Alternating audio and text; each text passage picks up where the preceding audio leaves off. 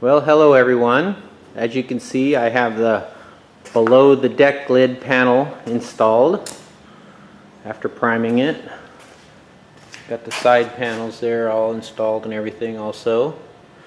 I've been working on trying to figure out where to install the deck lid hinges. Since I'm changing from a rumble seat to a trunk lid, I have to figure out where to put the front hinges for the trunk lid.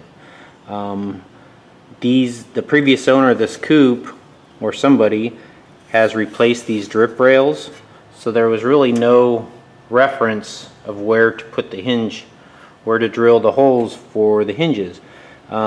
This little T-rail right here, it goes down, and I think this is the original quarter panels, so there was old holes back there. They were pretty wallered out, but I used them as a reference to back drill and hopefully got the hinge holes somewhat close. We'll see how it goes. I made myself another template again, the shape of the trunk, and then I'm using a paint stick for a gap for the body line gap. Button up the pattern against the top of the little T-molding there. Getting my paint stick gap there, and going from behind with a short pencil, marking the holes. And that gives me the holes, the positions for the hinge and the other screw. Then I take my pattern that I marked on there, line it up. And really the hinge hole is the important hole. These, it doesn't really, that one I found out on the other side, it doesn't really matter. It's the hinge hole that's the important part.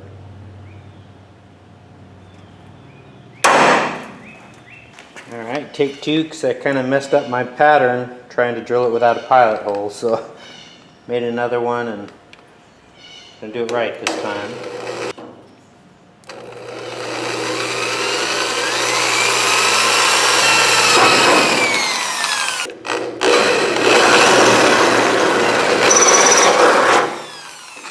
This is the inside of the hinge, and it goes on the inside of the trunk lid like this.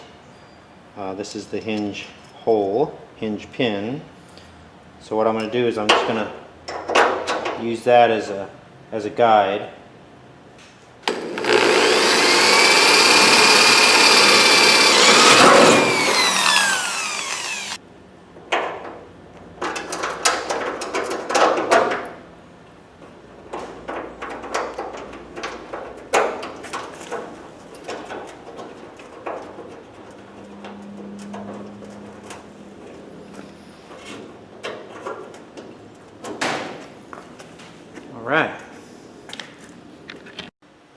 Alright, so the first try of fitting it, this is the first time I put the hinges in and everything. There's a couple things got to address. The body line up here looks pretty good across, that's fine. But it looks like the trunk has a crown to it, and this panel is not crowned. And I'm not sure which is the correct way. No crown or crown. So when I go to try to hinge it, it butts up against there. So if I crown this, that'll make clearance, or if I take the crown out of this, that'll make the clearance. So I'll work that out. But for the first try, not too bad. It's getting there. Well, I used my jack and a block to jack up the back of that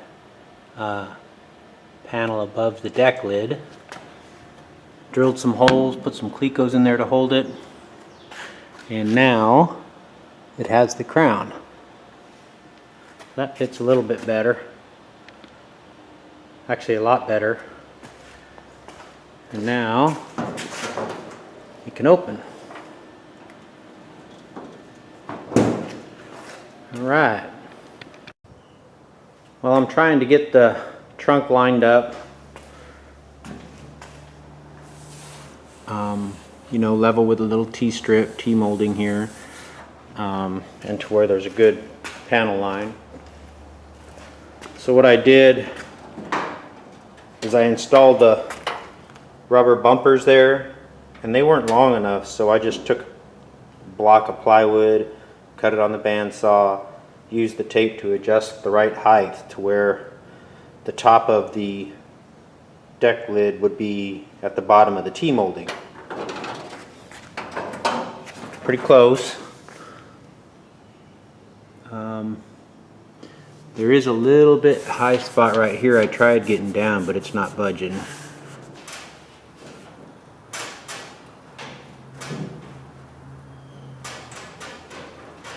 So that makes it a little low right here, but overall it's pretty good. So the reason why I'm doing that is so that now I can start figuring out the gap here on the bottom. Once I get that set, then I think I could start working on the inner structure that was all rusted out. I'm not sure yet if it would be better to work on this strip first and get it lined up here, or if I should make the inner structure, make it a little long, and then trim it to where it's along here, and then add the top piece. I don't know, I guess either way would work, but just trying to figure out the easiest way. But it's coming along, it's getting there.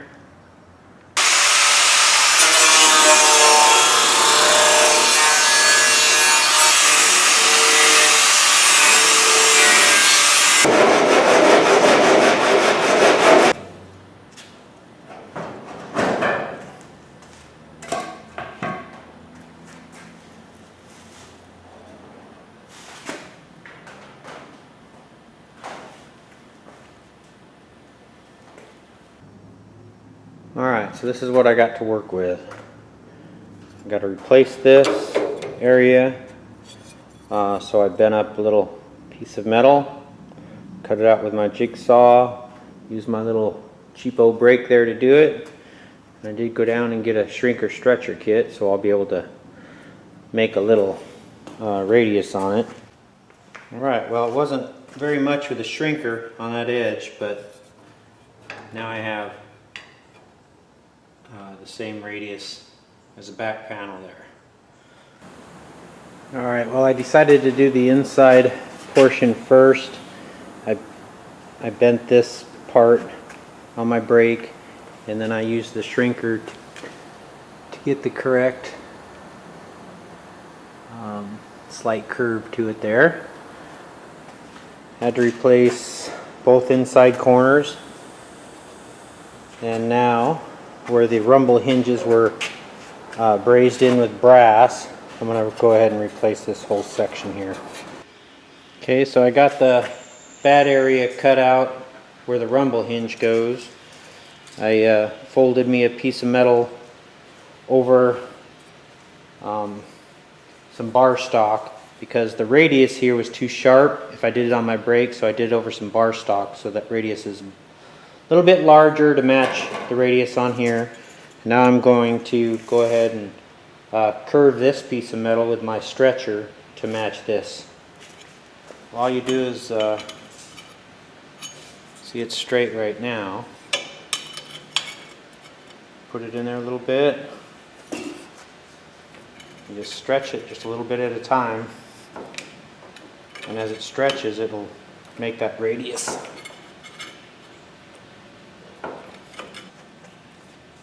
Probably see how it already started turning it, and then you just keep going back and forth until you get the right radius you want. Alright, so now the piece is curved, and it matches pretty close to that. I still have to trim this piece to fit inside the cutout, but okay, there's the patch all welded in and everything. Of course, it's not perfect, but it's a whole lot better than it was. So now that that's done, I can start finally on my outer skin. Well, I decided to make the cut for the rear skin about 5.5 or 5 3/4 inches up. And part of the reason why I did that was, one, that it was kind of damaged down here. And the other is that these holes right here will allow me to get to the back side with a hammer and dolly. So I thought with those two factors it would be a good place to cut it. And then I went ahead and drilled my hole for my latch, cut the little slot and the screw holes, mount holes for my latch. That's the original 1929 latch to go in there. Actually, it goes that way. And then I bent up a patch panel to fit that, and I used my shrinker to match the curvature of the back here, and also match the curvature of the sides, if I can hold it straight. Alright, so I have the rust treatment on the rusty area. In order to get the patch panel lined up with the deck lid, I thought if I made these little angles that were curved at the same angle as the deck lid, that if I were to slide them in and cleco them, secure them to the deck lid, that it would give me a better chance of getting that patch panel lined up right. Alright, got the clecos all installed, and it looked like it worked out pretty good. There's not a big peak or anything right here. So I think I'm going to go ahead and start welding the patch in.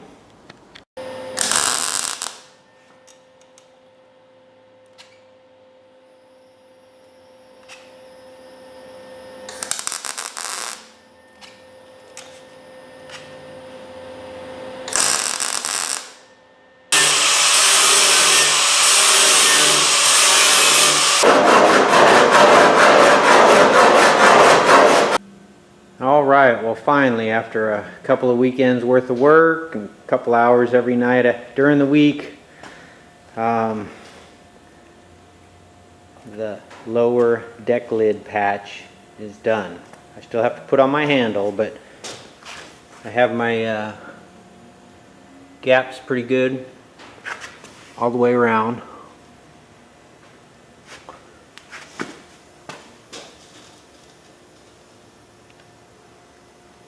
And the slight radius on that edge right there, I have that pretty good. And I have the trunk lid just proud of this lower deck lid panel, just enough so the rain maybe will drip off instead of drip in. But as you can see, it lines up pretty good, gap's pretty good.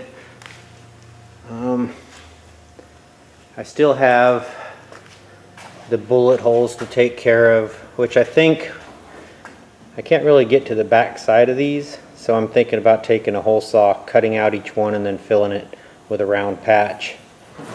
Might do that. I still have to fill this handle, but overall the gaps and everything looks good, and it swings up no problem. Oh, I bought these rubber bumpers, the original Model A rubber bumpers from Max, and they were too short. So what I did is I got these bumpers right here from McMaster Car, and I was able to sand them down a little bit at a time, just so that the gap to the side was right. And I did that on each side, and it came out pretty good. So I think that's about it for this video. Came out pretty good. I'm pretty happy with it. You know, for a novice guy, came out all right. So anyway, thanks for watching.